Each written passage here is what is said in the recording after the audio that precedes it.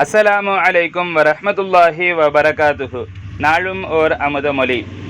கௌசுல் ஆலமி, சுவர்க்கத்தை உடையவர்களிலிருந்து அடியார்களில் சிலர் எனக்குளர். நரகத்தையுடையவர்கள் நரகத்தை விட்டும் காவல் தேடுகிறது போன்று அவர்கள் சுவர்க்க சுபீச்சங்களை விட்டு காவல் தேடுகிறார்கள்.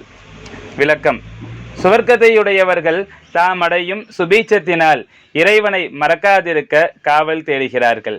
ஏனெனில் அவர்கள் அடையும் அவ்வளவு இன்பமும் நிச்சயம் அவர்களை மறக்கச் செய்யும் என்பதற்காக.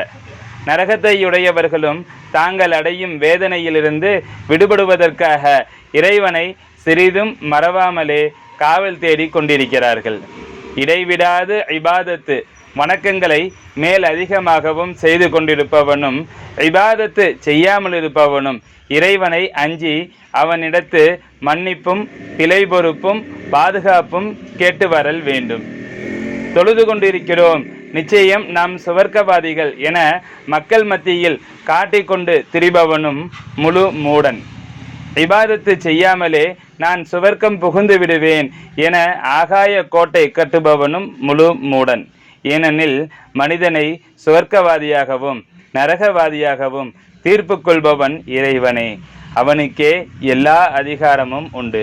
சங்கைமிகு ஷேக் நாயகம் குத்பு ஜமான் ஷம்சுல் உஜூத் ஜமாலியா அசையீத் ஹலீல் அன் மௌலானா அல் ஹசனியுல் ஹுசைனியுல் ஹாஷிமி கத்தசல்லாஹு சிர்ரஹுல் அலீம் அவர்கள் ரிசாலத்துல் கௌசியா எனும் நூலிற்கு மெய்ஞான போதனை அல்லது இரட்சணிய பிரபந்தம் என்று எழுதிய விளக்க உரையில் இருந்து